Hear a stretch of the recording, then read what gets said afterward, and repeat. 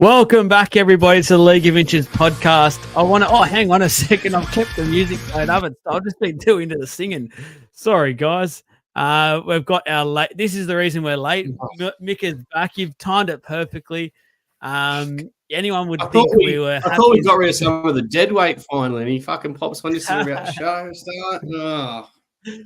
Oh, please, guys, get on board because this promises to be a great show. I'm not just talking about Parramatta either. I'm talking about there's plenty to talk about in the rugby league space. It's that time of year where it's almost our silly season because players become a little bit unhappy and clubs want to move on some things. And there's plenty to talk about. And everyone loves talking about the rumors and possible signings and players unhappy and stuff. So that is hot on the agenda tonight. I'll let everyone know that now so you stay around and get involved with the comments, get involved with the show. The more you guys get involved, as we've experienced in the past, the better the show is, the more comments that fly in. So help us out, please.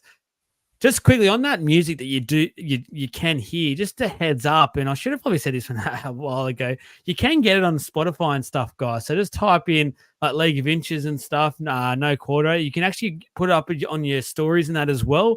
Put on your put it like up as your music, and if you're going to do something related to our content and tag us with the music and that playing, please do. I'll share it on the page, whether on Instagram or something, and really do appreciate it. So. Mickey, you're late, but I'll start off with you because obviously you've done well with that song as well and made it happen, which I've always been very, very thankful for. And it's probably to start on a positive. Absolutely love it. Just fired me up for some reason just then because I'm down in the dumps, but hearing that song, it gets you going. He's like, all right, we're on. Away we go. So how are you? I know it's been a tough 24-hour period.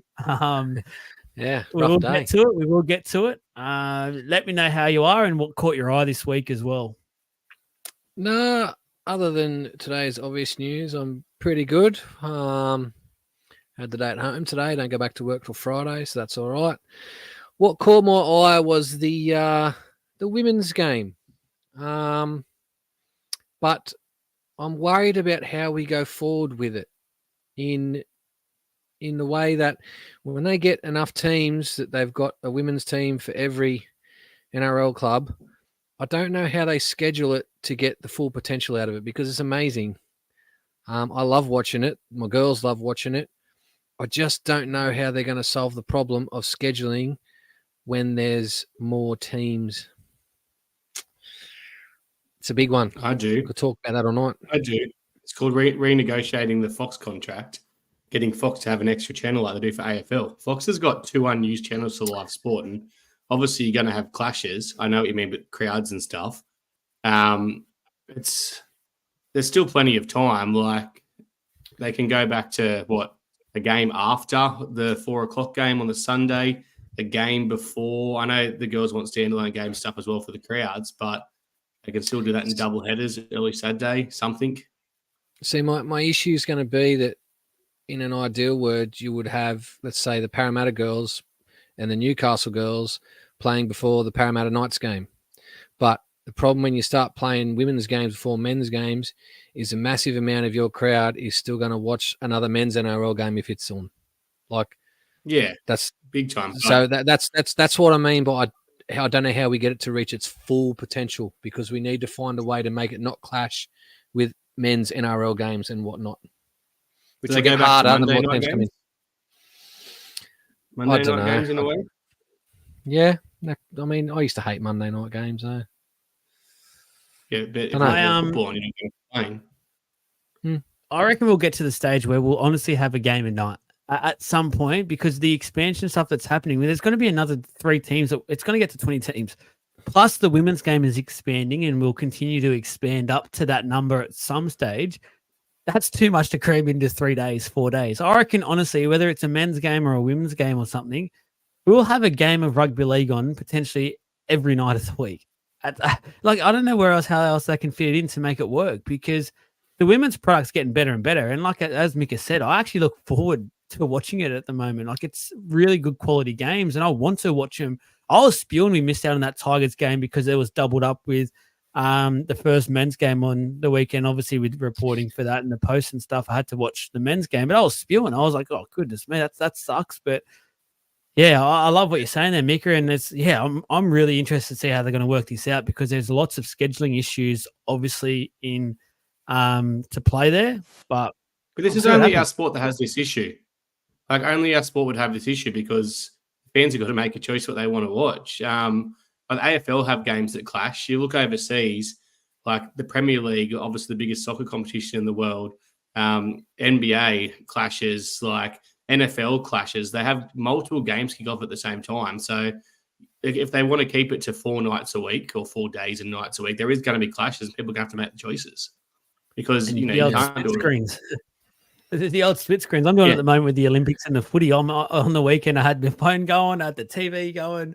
Probably have the iPad going soon as well. It's crazy, but I love it. It's great. It's sport heaven at the moment.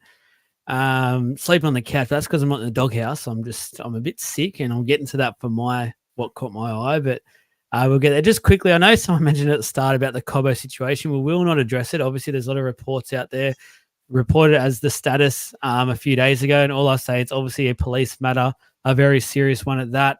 We've seen how these have gone in the past, whether for or against the person that it's for. So we obviously we can't say anything, and obviously we're lucky enough to have Jason part of our team, and he's all across all that stuff, and has let us know, do not touch it, do not go anywhere near it, so that we won't be touching that tonight. Adam, what caught your eye? Sorry, just quickly, if you are finding yourself in a similar situation to what has been alleged, please reach out for help on the many different places you can for domestic violence and other things along those lines. 100%, because I think this weekend's women league round as well. I'm pretty sure, if I'm right about that. So, great time to touch on that, Mika, and obviously, please reach out and get the appropriate help that is needed on a serious matter. But again, it's all alleged. We won't go there. Adam, what caught your eye this week? And how are you? I better ask you, Earl. I have seen you the last 6 hours of the last 24 hours. But anyway, how are you? Yeah, I'm all right. I'm off footy still. I'd just like to address my status. I am open to offers. If any club wants to approach me to host a podcast forum or anything like that, I'm open to offers there. I'll do it for free. I'll do it for, I know our club likes to hand out free boxes to people that support other clubs. So if anyone wants to give me a free box, I'm happy to take that. Anything in that regard, just whatever, I'll do it. I'll pretend to be a fan of yours for the year if you need me to. I need a finals team, so I'm available. I'll bring a few people with me, a few other Parramatta fans looking, and let's just, not Newcastle. I won't support you. Or the Roosters. I'm not supporting you either. Fuck off. Anyway, how am I? Yeah, I'm good. What caught my eye on the weekend? The old Martin family curse continued. Obviously signed up for our Swans memberships, went down to the Swans game on the weekend and watched them get absolutely fucking smashed. Absolutely smashed. So I've absolutely cursed the Swans. I think since I've signed up for my membership, they've gone 1-6.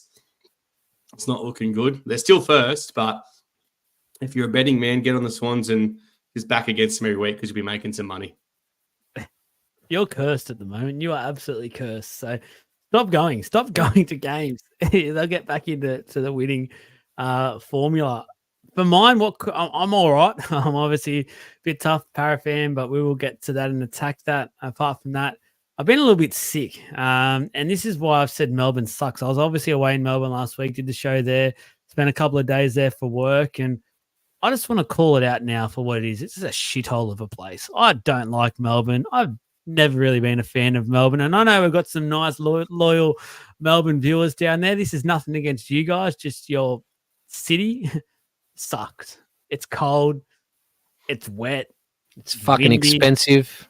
It's expensive. I was literally doubled or triple laid every single time of that day, and it just wasn't comfortable. I don't have the clothing for that stuff. I live up on the sunny Gold Coast where the coldest it gets to here is 20 degrees, 18 degrees, and I'm happy to just walk around in a little light jacket or something, and I'm good. Down there, I had to dead set. I should have worn snow gear. It was cold, but anyway, I said, guys, there's plenty to talk about. We're going to get straight into it. Signing news straight away. We sort of started to do things a bit differently on the show last week. We're just touching on some actual proper rugby league news first for the first Before you 20 do, or so sorry, minutes. nice to address some comments. I'm copping a bit of a shellacking in the comments. Matt Sopolola, I know. I just hope you get hip dropped. All right, move on. We're going to get, I've seen a few questions already that I've started to start, guys. So keep them coming in. If we don't answer them on the spot, we'll get to them towards the end of the show. But I've seen that was raised with the women's game. I've started. We'll get to it at the end of the show. Signing news, guys. So there's been some big things in the media the last 7 days. The first one, let's attack it. Let's deal with it. We've got to open that or rip that band-aid off, I should say. Blaze has told Parramatta he will leave the club at the end of the year. The rumors around, and originally it was broken by the Talking Para podcast, is that Penrith Panthers are going to sign him to link up with Nathan Cleary in the halves. Huge coup for the Penrith Panthers, and along with his brother as well. I believe it's going to be a package deal for both the Talangi brothers to end up at Penrith next year.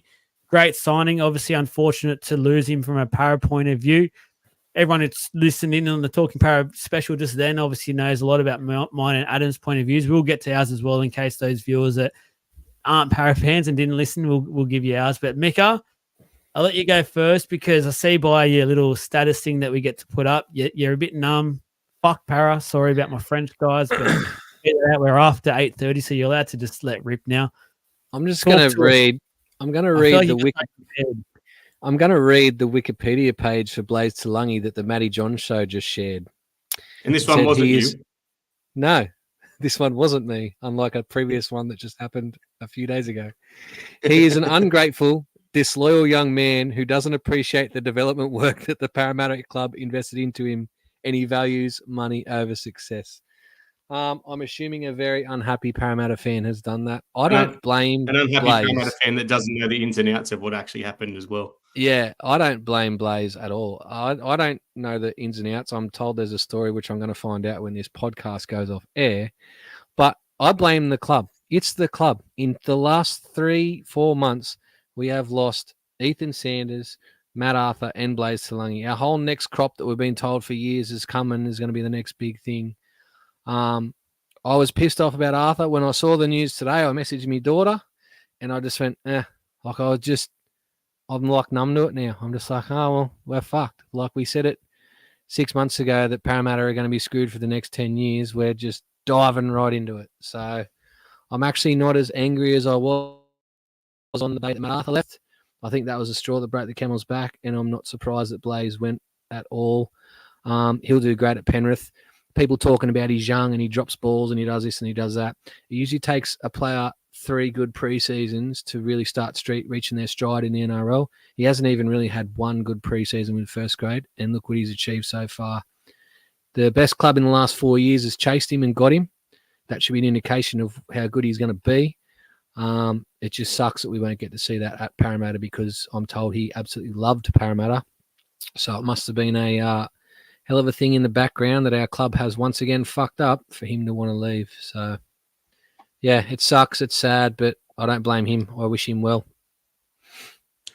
Yeah, you're 100% right. And it is a personal thing, I guess, for all three of us being fans of the club, trying to be obviously producing this show and giving you guys the content as well and trying not to always have it as para-related content. But this is obviously big news, so we do need to touch on it and give our thoughts, which obviously just correlates into being passionate and speaking from the heart because this is what we live and breathe. This is our passion, as Adam described in the Talking Para thing. This is what we love. This is the club we love. So it definitely sucks. I can't believe there's people out there, as Mika touched on, literally going at this kid, literally tearing shreds off him for this sort of stuff. And I just think it's pretty sick.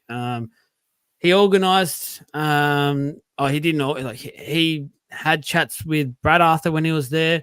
Brad Arthur had absolutely no idea what to do with the kid, if we're being honest. Like, just that's from an outsider looking in because he's played him at 4 or 5 different positions over a month and a half sort of period. This whole fullback talk is pretty nonsense because he's never been a fullback. He's done it this year to help the club out and to learn. He's literally learning a brand new position in his first year in first grade, and he only started first grade a few weeks in. We didn't even get the proper time with the first grade squads. So he's done a hell of a job. And I touched on it earlier, like Johns, Thurston, Lockyer, Slater, like these are some of those big names where go back and watch their first few years. There is no way in the world they're anything like the player that they ended up retiring as. They took a lot of time to develop to the players that they were. And this kid is going to be very, very, very good. And no doubt about it. And Penrith will do wonders to get him through the grade. And along with Cleary, he'll become honestly, I reckon he'll come back and bite us in the ass. There'll be a time where we're on the grand final or something and he's there and we're getting absolutely our pants pulled down with Blaze Slungy scoring a hat-trick or something. But Adam, let us know your thoughts. If no one's heard it yet, which I'm very surprised if there is anyone that hasn't heard it yet. I'm going to try and address this one as not as a Parramatta fan, because I'm starting to think I'm not a Parramatta fan anymore, apparently, according to some people in comments on posts. So I'm going to try and not say the word para either, because I'm sick of talking about the fuckwits and around the club. When I look at it from Blaze's perspective, I think it's a great move for him. The current club he's at, there you go, that was easy, obviously didn't value him enough. They threw money at him, and people turn around saying he's selfish and stuff like that. He's chased the dollars. He hasn't chased the dollars. He's actually gone to Penrith for less money than what his current club offered him. His current club offered him about $500,000. Penrith could nowhere near match that with their cap pressure. That's why they've had to let go of these other players that have let go. I think that's a huge thing for him. He's gone and made a choice for what's better for his career. And the best thing for his career was to escape the current mess that his current club is. I'm doing really well not mentioning their name, aren't I? And he's gone to Penrith, and I just think they've got a clear plan for him. They've let him know where they want to play him. They haven't guessed where he wants to play. They haven't fucked him around like his current club did. His first, 5 games, he played 4 different positions, then was told he'd play this position, then had a new coach come and said, you're going to play fullback, and without even knowing if he wants to play fullback, putting pressure on him to replace a pretty good fullback that's there now. It's just dumb. It's pretty clear he wants to play 5'8". That's why he wouldn't come out and say that, because obviously his current club has a pretty handy 5'8" that won't be getting moved on. And I guess even if he underperforms, which he has been, he still won't be getting moved on.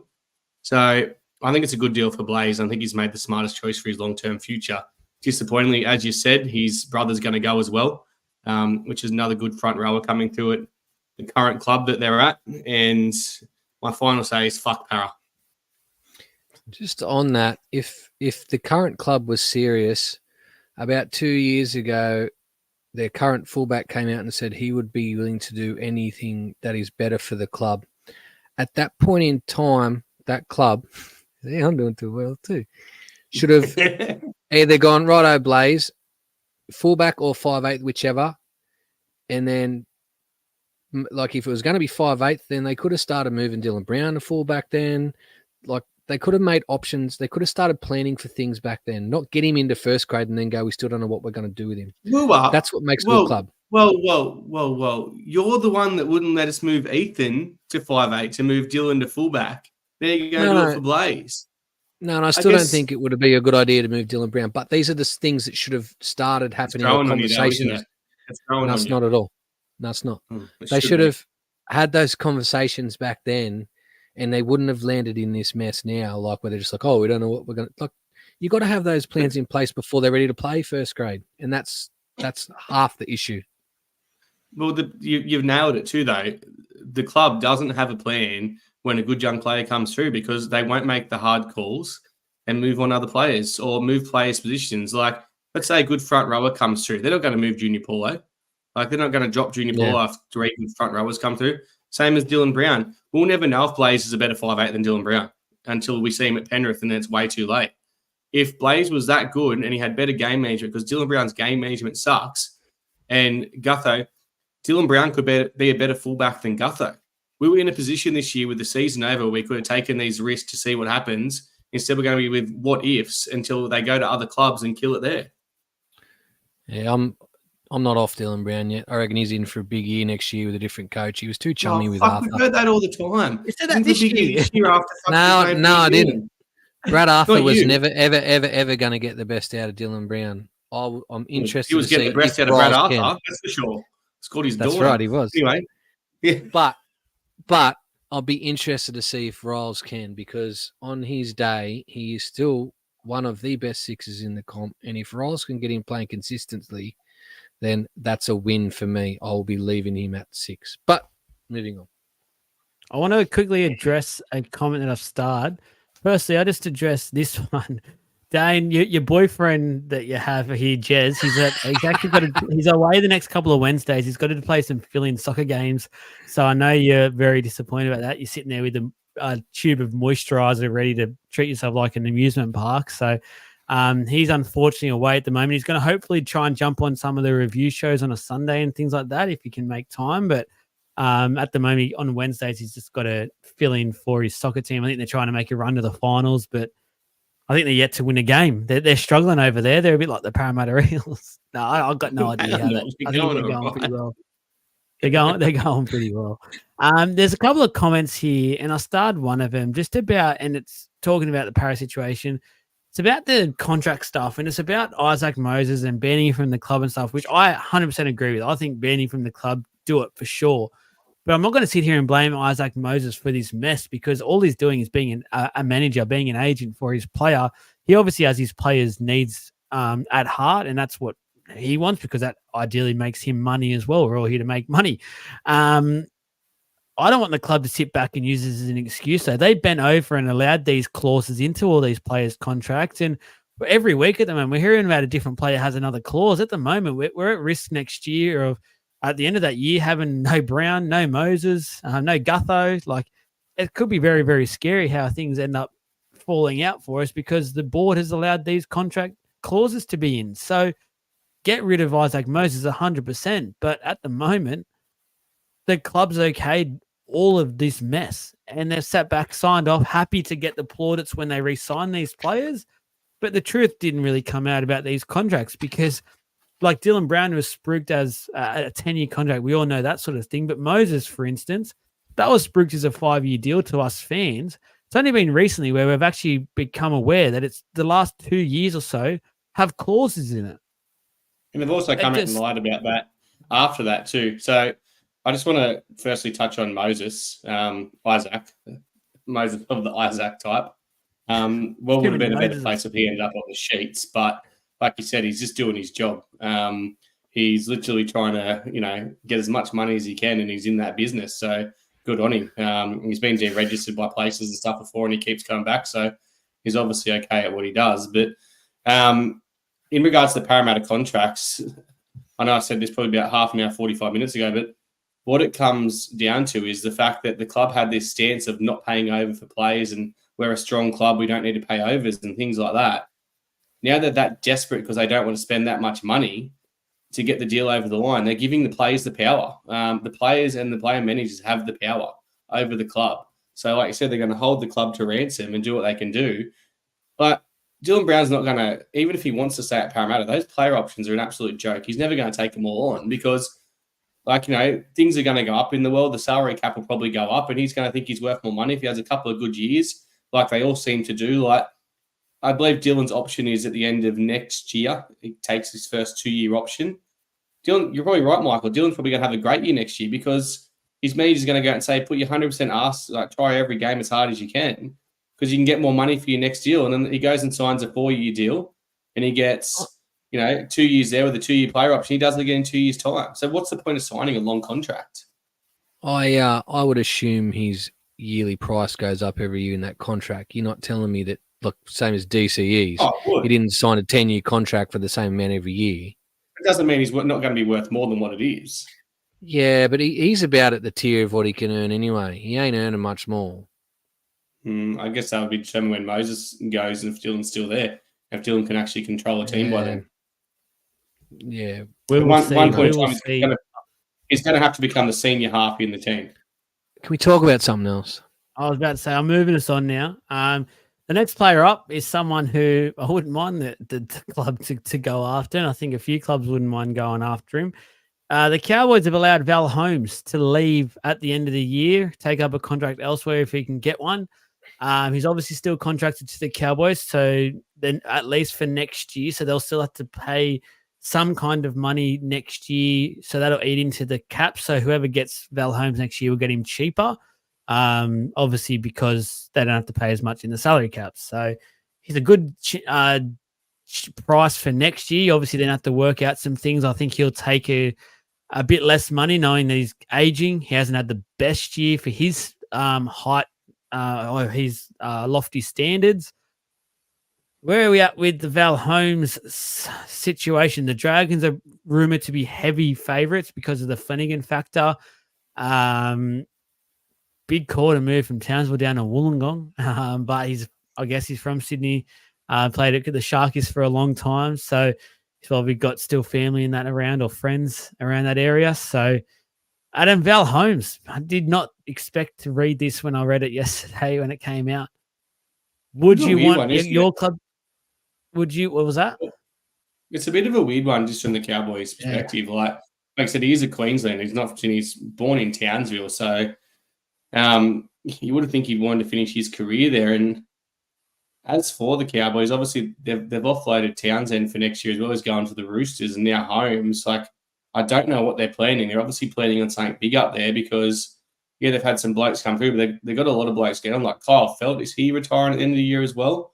Like, I know Dearden's going to need a contract upgrade, but I don't get it unless they've got something young coming through that no one knows about, or they're planning a raid. Like, I know they were obviously not. They were chasing Sevo for quite a while. There's rumours that Sevo was going to go there, so obviously there's not that much coming through. Great pickup for any club. Like you touched on it last night. Any club that gets him next year, he's 30 next year, so he's only just turned 29. So you're probably going to sign him on a 3-year deal. If you're Parramatta, you're probably going to sign him on a 1-year deal with a 2-year player option. But he's going to essentially be a very cheap pickup next year. $800,000 off the Cowboys. You play with that knowing they obviously need some cap space for something. $400,000 you sign him for next year. Then you've got, he's next year after that $800,000, then maybe a player or a mutual option the year after. It's a pretty good pickup because he's probably still got 3 decent years in. Also taking the fact that he had a year off and he spent most of his early career on the wing, and wingers don't actually do that much anyway. Yeah, Mika, there's a few people in the comments saying, wake up. Looks like you fell asleep. Talk to us. Wake yourself up. Val Holmes, what are your thoughts around him? You reckon he's a good pickup still for a club? Just sitting back listening to the podcast. I was a fan before I was a member, remember? See? I love it. Love it. I think it's, like Adam said, it's a bit of an odd one, but I'm assuming it's coming from salary cap pressure, and their big salary cap thing's Tom Malolo, but they can't get rid of him because no one's going to take him with his knees and stuff. So I guess they've had to look elsewhere to try and free up some cap space. I kind of thought he would finish up there.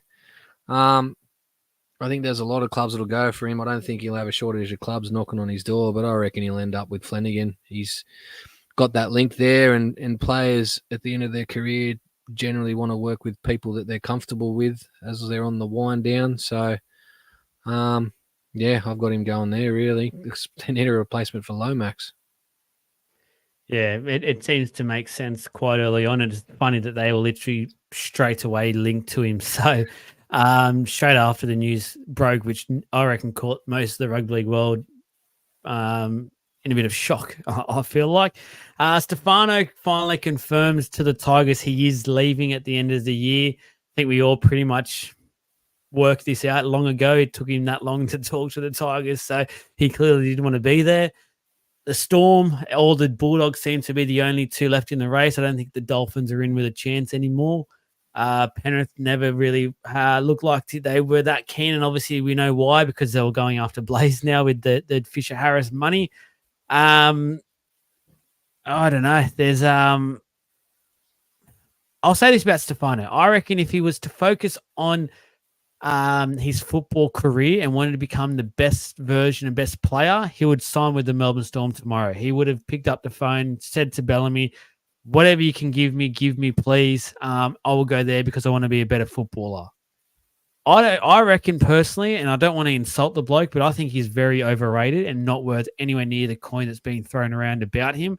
I haven't seen much to suggest to me that he is that sort of player at the moment. The $800K is crazy money for That's Fisher Harris. That's Aden Fanua-Blake. That's those sorts of prop forwards in our game.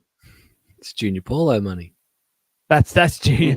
It's prime Junior Paulo money. He pays not interchange Junior Paulo. The Dogs are on the up though, so you can't really bag the Dogs if they get him, because they actually are looking like a very good football side, and they're going to be that for a number of years. So can understand him wanting to go there, but I reckon they need to throw a bit more money at him than what the Melbourne Storm would. Miko, what are you thinking here with Stefano? Where does he end up going, in your opinion? Because apparently we're going to know within the next few days where he ends up. I just saw Josh Reynolds comment. His missus doesn't want to leave Sydney, having a baby boy. If his missus don't want to leave Sydney, they won't leave Sydney. It's that simple. The boss has spoken. Yeah. Look, the Dogs really need a front rower like him who can just punch holes in a line. It's interesting you talk about, you think he's overrated. You got to remember he's very young too. Front rowers don't usually come into their peak till well after his age. Kind of similar to what we talk about Blaze. Like, Stefano will get there. So at the moment, that $800,000 is on his potential.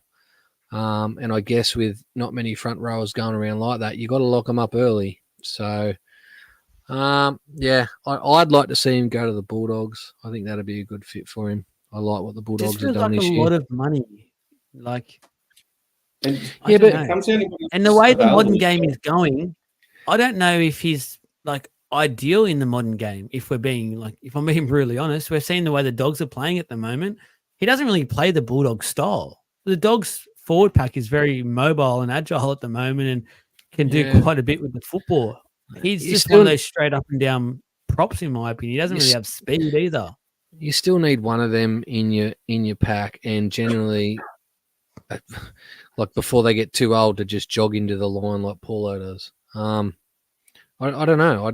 I think he'll go well to the Dogs. That we've always talked about how they score long range tries and can't get out of their own half because they don't have a forward pack to get them on the roll. Like, I just think he'll do well there, especially when he's focused. Like, I think he's been a bit harsh. He plays in a team that's underperformed for 3 years as a young, poorly coached.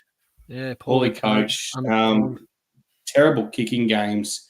You put him in either of those teams. I wouldn't say the Bulldogs. I think Burton's game is developing. His kicking game is really developing this year. But look, I'll touch on a couple of things. People questioning the Parramatta. I know I touched on this on the Para podcast talking about him last week. I think it was, but Parramatta need to move on Reg or Paulo. The Matapri obviously not going to move on Paulo, so they're going to move on Reg. That's the only way they're a chance of signing him, and I reckon the deal will be done by then. Melbourne, like if I was a player, I'd be signing for Melbourne over the Dogs. I don't know how the Dogs have the cap space for him, because there's obviously some great third-party deals going on. There's some hotels being thrown around and stuff like that. I don't know what's happening out there, but their front rows at the moment aren't on the big money, but they're doing a job for him. So it's risky to go spend $800,000 on a player. Looking at his stats, I had a good look through his stats after we spoke about this, and he still is performing as one of the top front rowers in the game on stats alone. You add in, let's say he did go to a Parramatta, and we've seen like what Mitchell Moses' kicking game does for Parramatta's forwards. Their stats usually go up on average of 30 or 40 metres the games that Moses plays. Just kicking him out of trouble and having him on that front foot is huge for him. Gives obviously the ability for the wingers to get back and do the work and not having to run back 60, 70 metres all the time. That the front row's there to work. So if he goes to a team like Parramatta or a Melbourne, or potentially the Bulldogs, if they do develop, Burton keeps developing his kicking game, then his stats are going to go up to where Payne Hass's are at on average. So then he's worth for $800,000. And let's be honest, can you really name another front rower out there? Like, I know you've got your big ones like your Payne Hass and your obviously your James Fisher Harris and Aden Fanua-Blake and stuff like that. Fanua-Blake's obviously getting on sign for Cronulla. The only other young one who is probably performing in the same kind of level as Stefano is Oregon Kaufusi. And, he's not demanding that comment, but he's on fairly decent money at Cronulla as well. I think he's on about that $500,000. I think that it's not that crazy money, and it will be a pretty good deal for whoever gets him in the long term. Yeah, you know what? I'll eat my own words. Maybe he'll sign his new club. He'll be prop of the year next year. So, and I'll happily take it. It's all good. I'll make a mistake. I'm due one, so I'll make one. Going the opposite side of things, I want to talk about an experienced player just quickly, and it's Daniel Tuber, because I'm a little bit confused about this one. I don't know if you boys are in the same boat here. He signed an extension with the Roosters for 2 years. Now, I reckon if you asked the Roosters about 2 months ago, this wouldn't have been on the cards. Now that what's happened, they've lost Manu, they've lost Suoli'i, and there's a few youngsters coming into that side next year, and they probably just need a bit of stability around the place, need a bit of experience next couple of years to help guide these players through. I don't know about the 2 years. Like, I know he's been good for the club. He's doing a job, but I don't know. I feel like, in a way, it feels like he's about 40 years old to start with. He just has not stopped playing. He's just always been there. But what do you reckon about this one, Adam? 2 years, Tupo, probably not on much. Like, it's not a bad deal. I'm not going to say bag him for it. Just more so a bit confusing. Yeah, first of all, Jason, congrats on your win on Friday night. Yeah, I think it came down to what was available, didn't it? I guess they couldn't kind of sign anyone else, so going with the old, reliable, trusty winger that can still get a job done. He's not underperforming. I think the simple fact is that they do plan to get Manu and Suoli'i back eventually.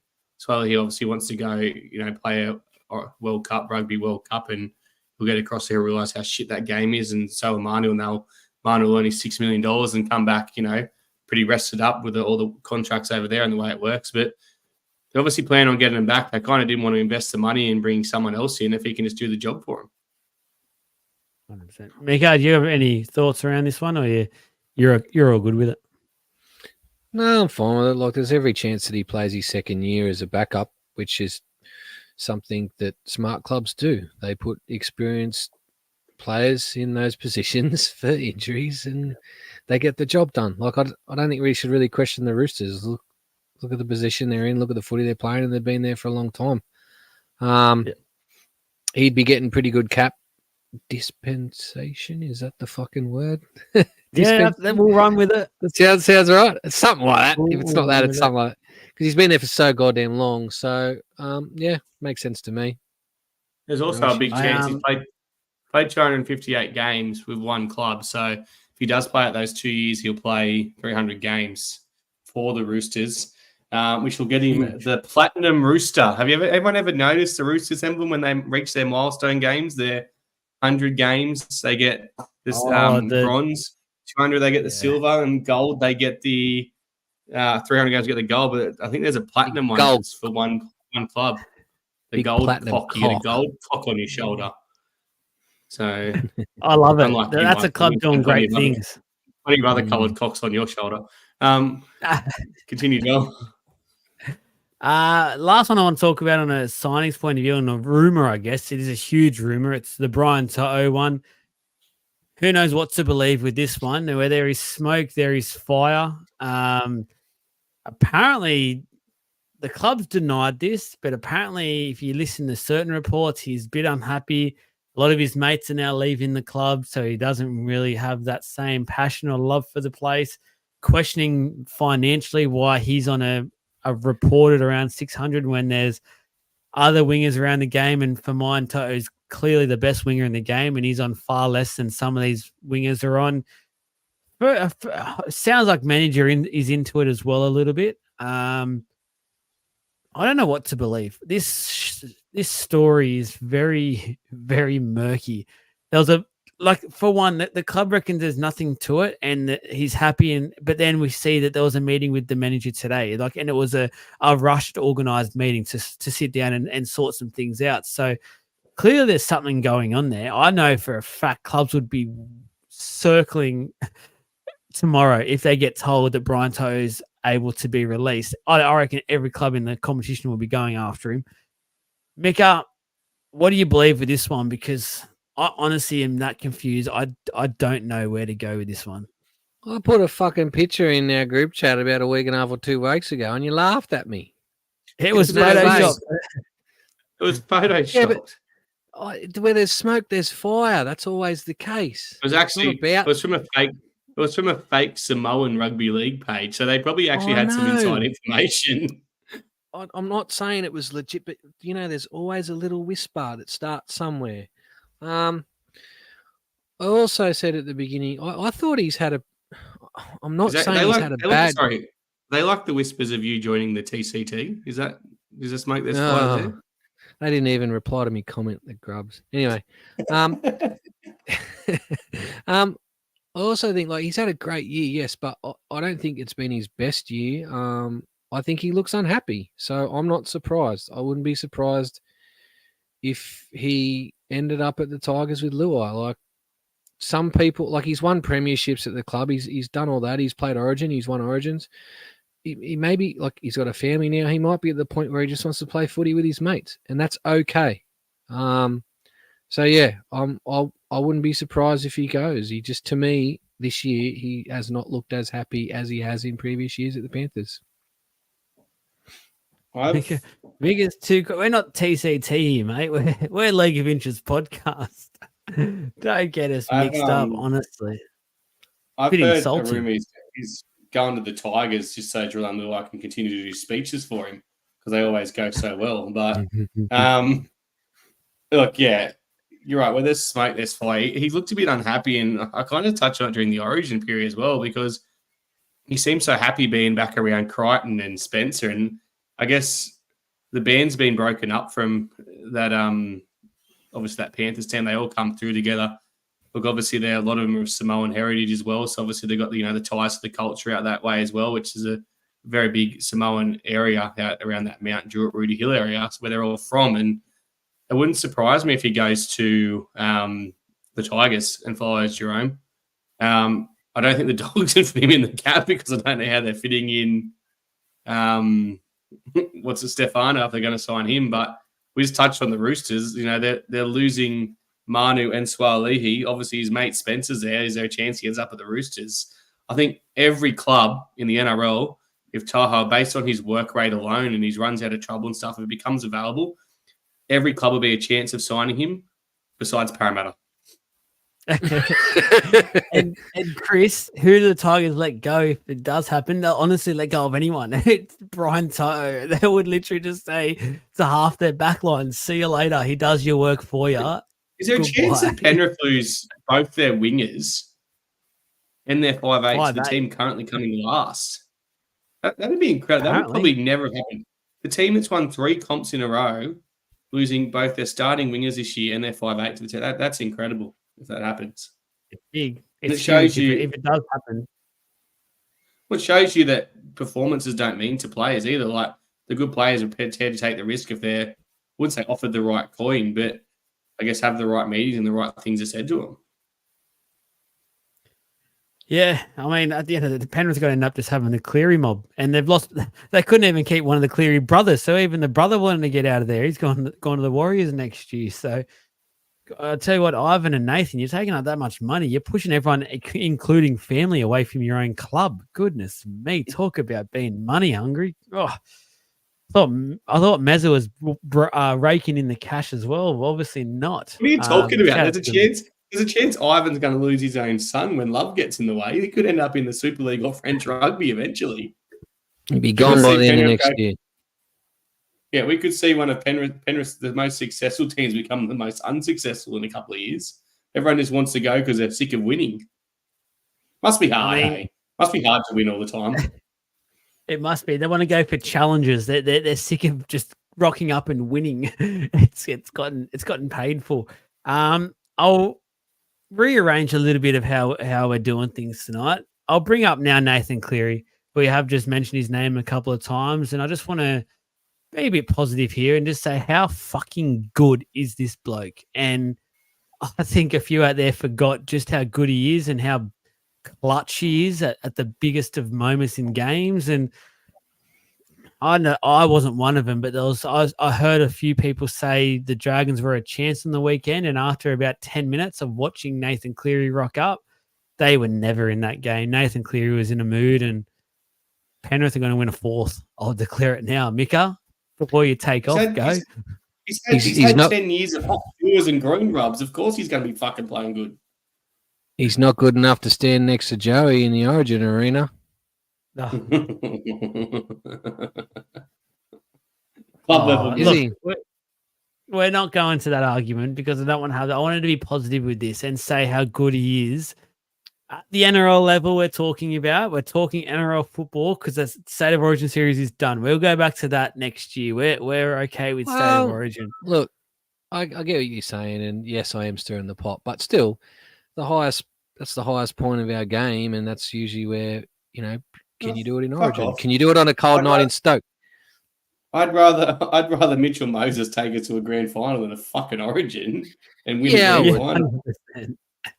But that's always going to be what people say. Like, he could never do it in Origin. Look, he's great at club. It's got a lot to do with the system around him as well.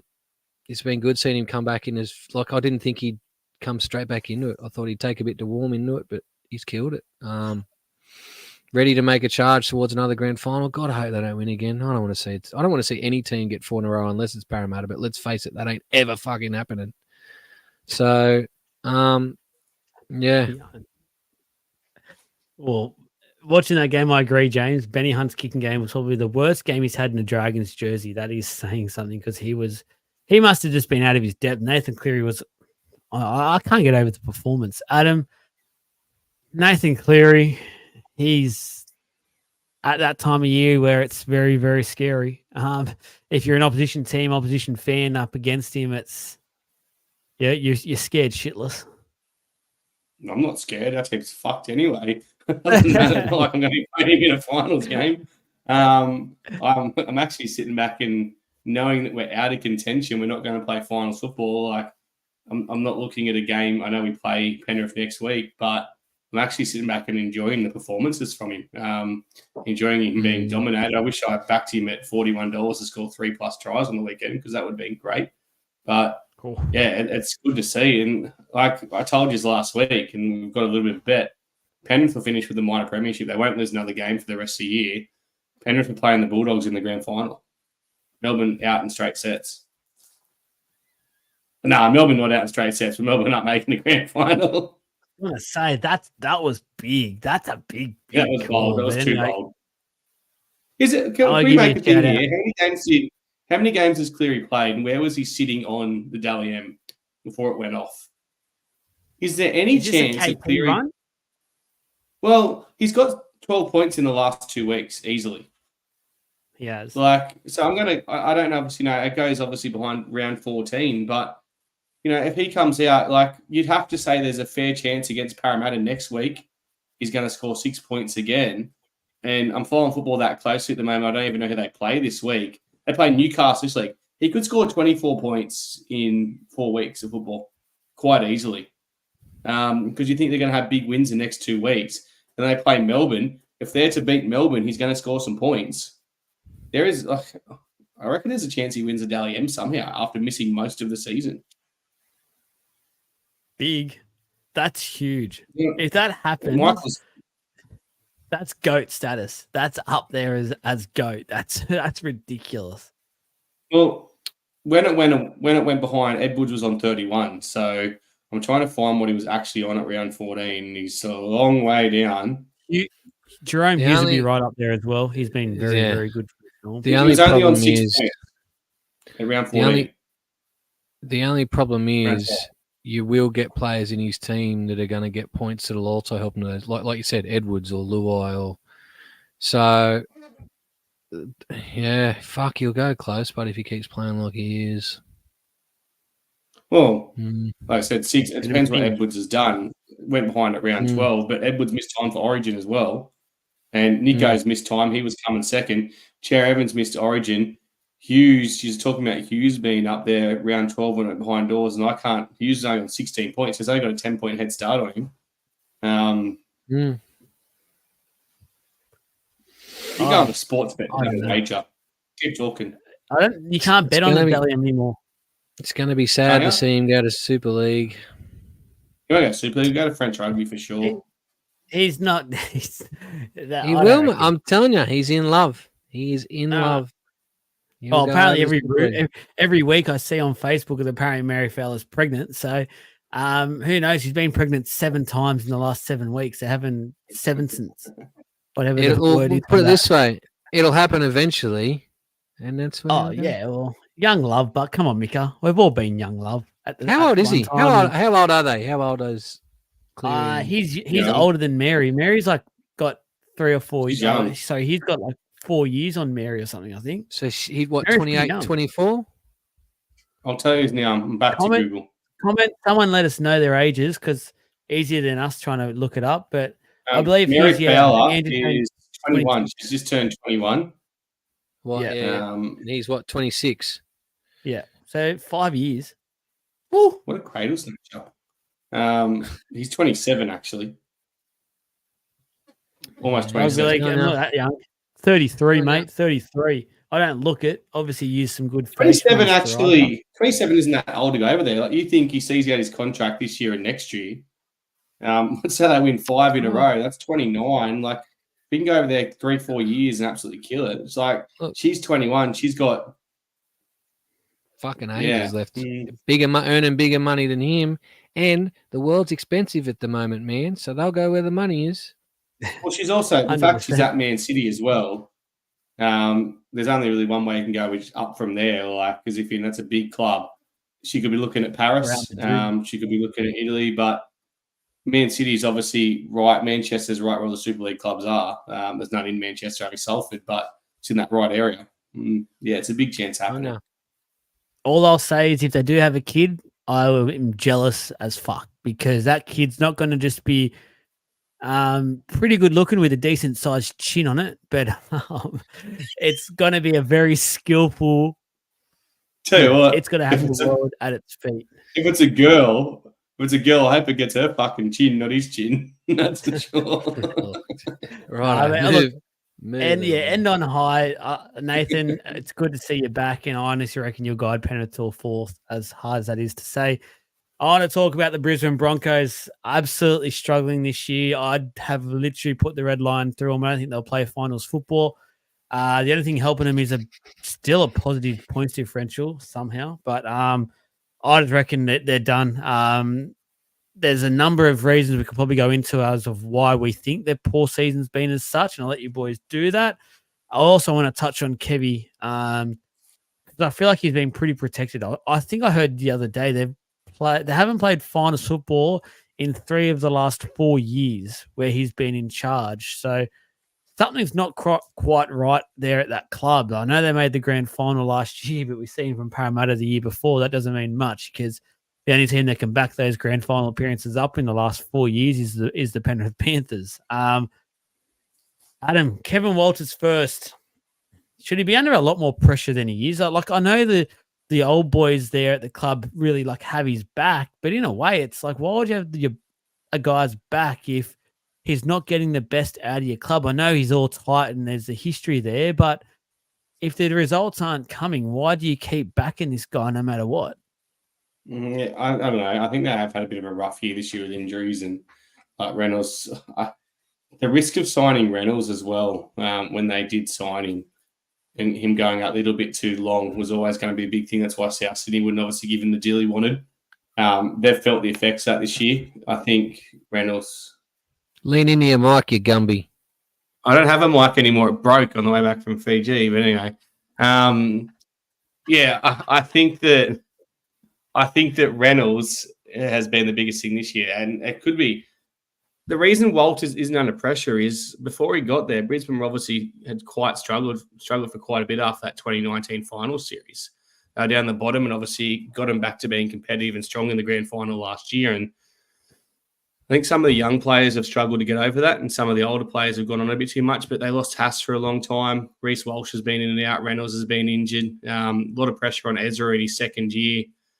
I think Brisbane got a bit like Brad Arthur. Brad Arthur was given the benefit out for last year, and he'd been there a lot longer than what Walters had. So if they can turn it around next year, Walters is safe. I don't think he deserves to be under pressure yet. But on another note, the 3 teams that Penrith have beaten in the grand finals in the last 3 years, South Sydney, Parramatta and Brisbane, currently sitting 13th, 15th and 16th.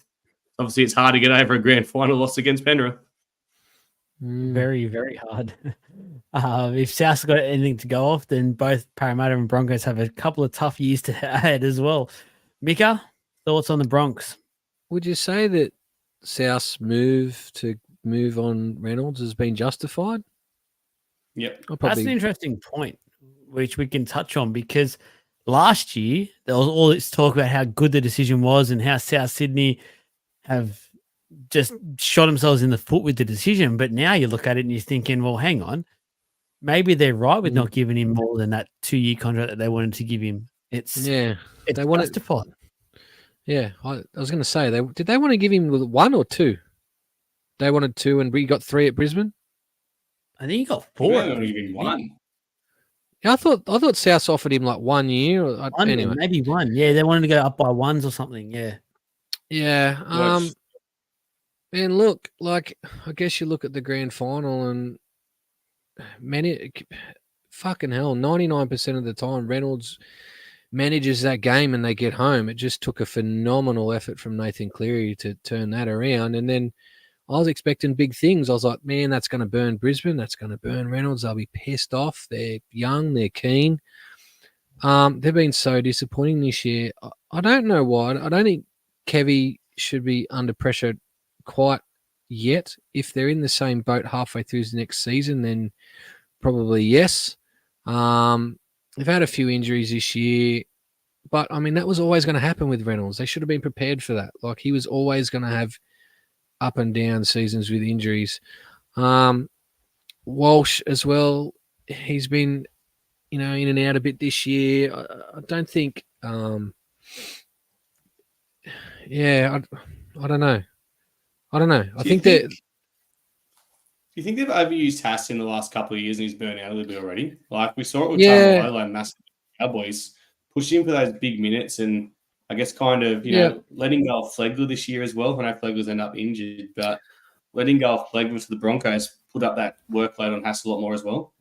That's what I was stumbling. I couldn't remember his fucking name. Flegler. Like, I think people underestimate the loss to the team that he was, because he just helped balance out that forward pack a bit more. Whereas now, Carrigan and Haas are expected to do a lot more, and Haas has been expected to do it for years and years.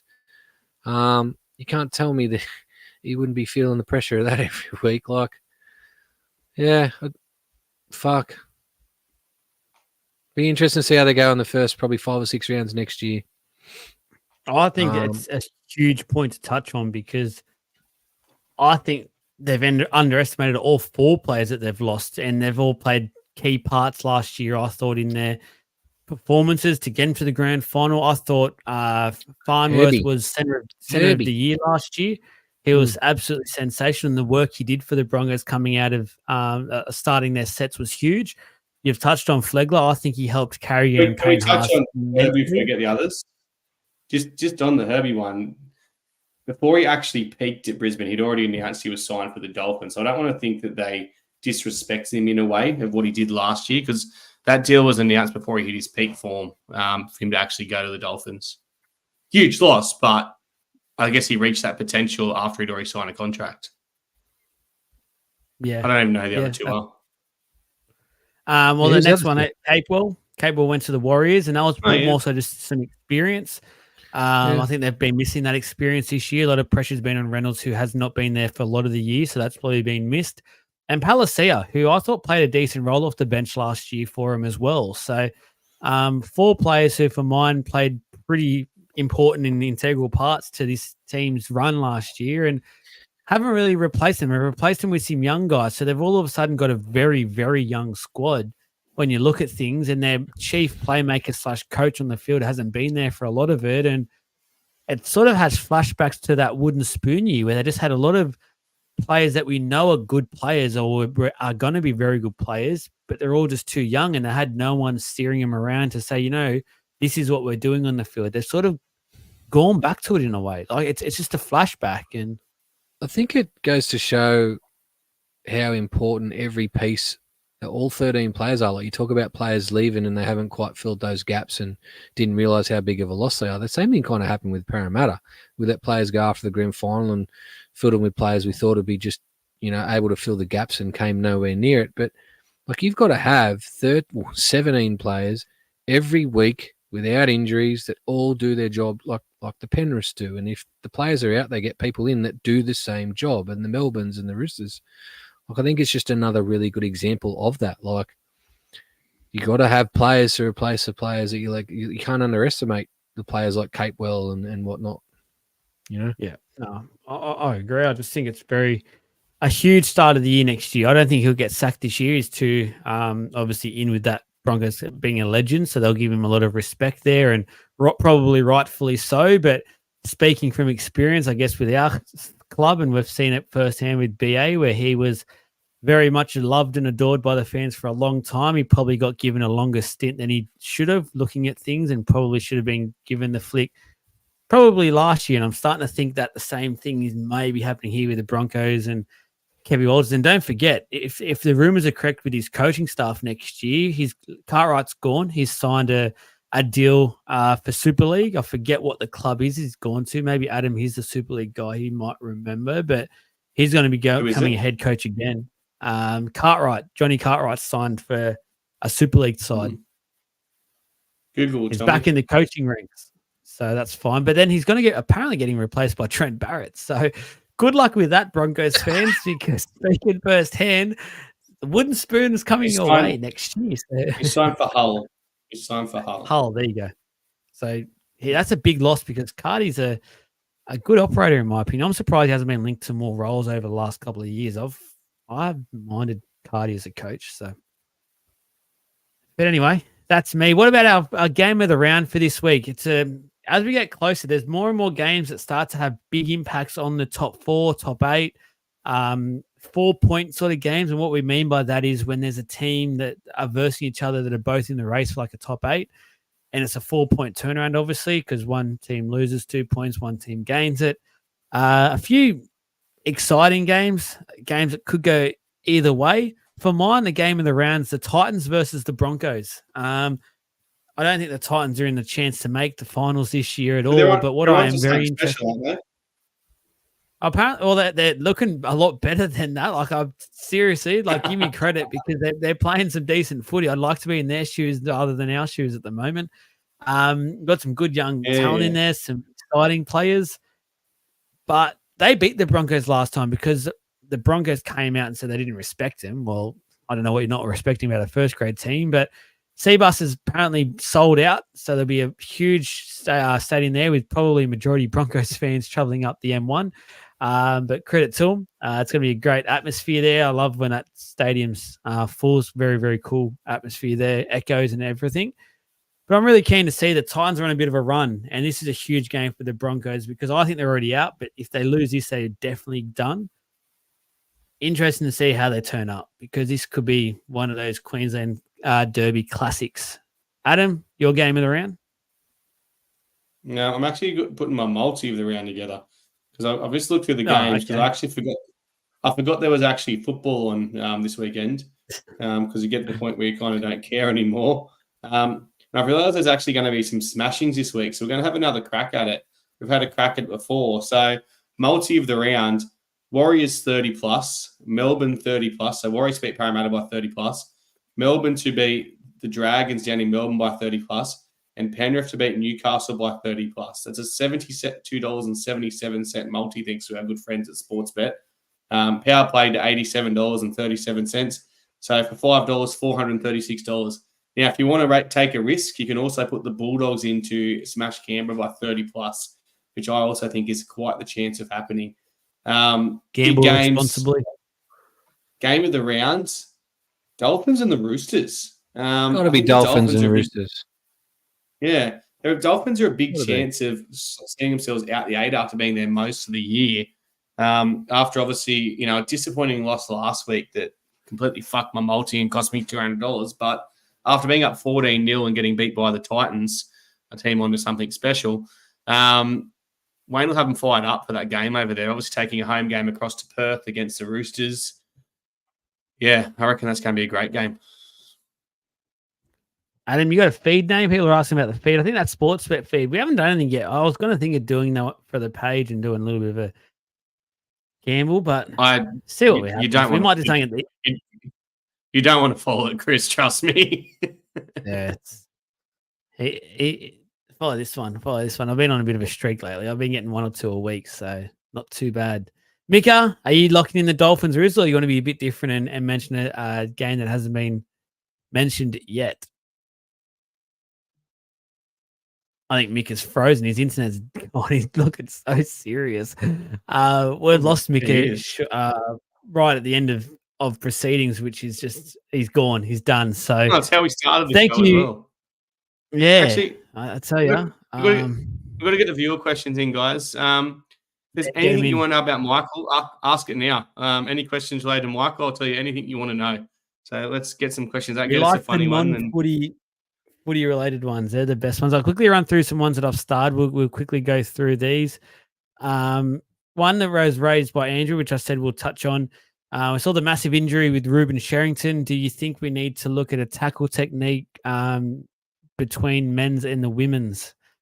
I guess sort of like, I don't know. How do you want to address this one? It wasn't an ugly tackle. I'll say that much. It was not a great look. I've obviously coached a lot of women's rugby league. He's a black screen. And I've coached a lot of it. And I guess the difference is that it's only going to get better, the women's technique. As men spend so much time on the wrestlers and stuff, the women's game isn't better. I think we see a lot better hits in the women's game, a lot better one-on-one hits. There's not as much technique in the game.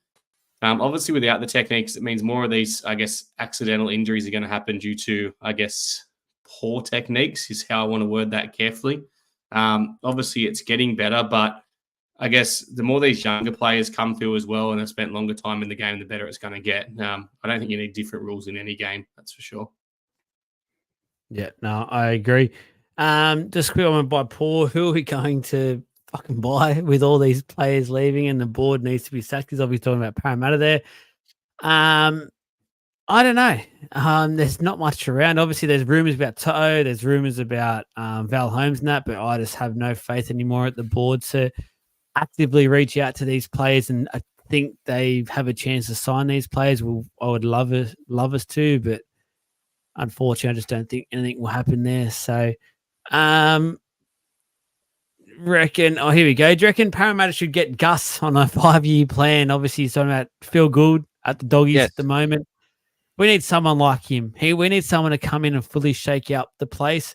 We've seen on the weekend at the game was the State of Origin winning coach, Michael Maguire, sitting there nice and in a very cool, nice position, prime spot, something that the club would have to organise for someone like of that stature to sit in those sorts of seats. I don't know. I have no idea. I'm just speaking out loud, but I would love him to be that sort of a figure. He can still say coach the Origin series next year, be that sort of head of football and such and look after the club. But I wouldn't mind seeing Madge in that sort of a position. What about you boys? You reckon we need a Gus figure or Gus himself? I reckon the club wanted him. The club wanted him as a coach. They wanted a strong coach like that, but he'd already committed, obviously, to New South Wales. So that's why he hasn't done it. I wouldn't be surprised if the club's buttering up and trying to keep him around in case the Royals stuff's true and Royals ends up back at Melbourne. Can you bring up Josh's comment about the missing out in the family, good-looking family genes while I'm here, just quickly? Yeah. Look, Josh, I'm just happy that my legs work. All right. Mika, you want us to get Gus? Yeah, fucking oath. Like look what he did at Penrith and now the Dogs. Like I just think as much as Gus carries on, and he does carry on, he's really wrong. Usually his opinions are pretty bang on of what needs to happen. Sounds like me. Yeah, a little bit. you do fucking carry on in person. My God. Yeah, I don't know. I'd love him there. I think his record speaks for itself. I just think he would not take shit from our board. So that's probably why it'll never happen. Plus, he hates Parramatta. He loves these dogs and stuff. Yeah. So I was going to say, we're probably the last club he'll come to because he absolutely just despises us. But in saying that, he probably would love to be known as that guy that got us the premiership because he's just one of those guys that just loves getting propped up by everyone. So he'd probably love being that person, similar to what I thought Wayne Bennett could have done. Keep the questions coming in. The more non-footy related stuff, or more sort of Martin family questions you want to get, the better. Can you stop talking about my dick, please, James? It's getting a bit weird. How many premiership do you reckon Nathan Cleary will end up with? He's currently on 3. That's what I say. He retires from football. What does he end up with premiership wise? I'm gonna look in 4. I think 4 will be his number. I think he'll get one this year, and then Penrith are just losing too many. I just can't see it happening. I can't see him continuing it. Mika, what number? It depends when he goes to Super League, brother. Well, that's the prediction. Come on. Look, I don't think Penrith will win this year, and I think he's going at the end of next year. So let's say by some miracle he'll get 4 and they'll do it again next year, then he'll go. That'll be his swan song out of the NRL over to Super League. I think no imagine it with Canberra anymore. 4? I think they win the comp this year. Next year he announces he's leaving, and the big, soft line storyline about how he's going to go out a winner and all this stuff for him to crash out in a prelim final. 2, one for you boys. We're going back on the bus. The Clearys are back on the bus in 2027. No, I mean the Tigers are going to take him out in the prelim. Oh, sorry. I thought you meant the Clearys are going to go over to the Tiger Town finally and get back on that bus they started. Have you boys ever had a run at straight challenge, and how has it ended? I'm actually very interested in this question as well. Yeah, I fucking pumped him twice. No, he didn't. He likes to say that, but he didn't. First time it happened was at one of his kids' birthday parties. Absolutely annihilate him. That was about 2013 or 14 when I was still playing quite good rugby league. The last time it happened was outside the bus of the Parramatta Roosters game, and I hip dropped him. So yeah, and I just got up and went, that was a complete waste of my time. After I'd had about 7,000 alcoholic beverages, I just like, you're a fucking cat. There's a chance I could do it next Friday. The thing is, I've never actually ran at him, so maybe I should run at him. Mika, do you want to put any truth to these stories? Nah, they're not true. There's been, I don't even remember the other one. It was that long ago. One of my kids' parties. Whose was that? Yeah. I don't know, one of your kids. Nah, he likes to think which one's the favourite one again? He likes to think he's bigger than what he is, but he still hits like a fairy. And if I wanted to, I could put him in the ground. If I hit you with my coffee, you'll fucking die. Having met both of these boys, and look, I'll put him out there. Adam's heavyweight. Mika's not. Bantam. Let's just, probably bantam middleweight. So there's a size difference. That's got to account for something. But I'm telling you, if Mika has a few beverages, like they've got to do 2 different bets. There's got to be a sober one and then one after some drinks, because after some drinks, the drinks one wouldn't happen because Adam would just be passed out in the fucking corner while I'm getting warmed up. I think drinks, Mika kills him. Mika would literally just launch at him and just do something. Sober, I'd probably give the points to Adam just because he would literally run over him, I reckon. But no disrespect to Mika there, but the size has to matter in a way. And Mika wouldn't be boiling point after a few drinks. He'd be like, you know what, I'm going to take your head off. I don't give a shit. So that's it, guys. We'll end on that. I think that's a great way to end something that started off upsetting. We were down and out, but we're back. Got that song going. Make sure. We're laughing because yes, Chris, Mika, do you read them books? So if you watch on YouTube, if you haven't, go over to the YouTube account. Please give us a subscribe. Please share it around. It's Michael's Red Room on YouTube. So get us to that 1K mark, please do it. Share it around. Get some people. Most of the books, Army Misses and Kids. There are some that are mine, but look, that's the one behind me. There's also this. Look, ready? We'll get tricky. Zoo Weekly doesn't count.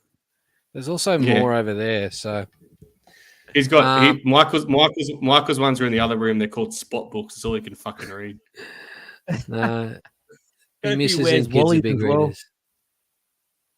Oh, Marks are on the same. Where's Wally? All right, that's it, guys. Thank you. You've come in droves tonight. It's been a really good episode. Chat's been active as always, so you lived up to it. Really do appreciate it. We asked for it from the start. You guys have delivered. Catch you next Wednesday. There'll be a lot of podcasts throughout the week to keep you entertained. A lot of videos and posts. Keep getting around them on social media. We're getting back into it, which is great to see the momentum building again. Get over the YouTube. Get us up to 1K. And Josh's comment. Yeah. Josh, I've actually heard that Troy just lets people in the back door, but I don't know how true that is. Loves it. Thank you, legends. We'll catch you next time.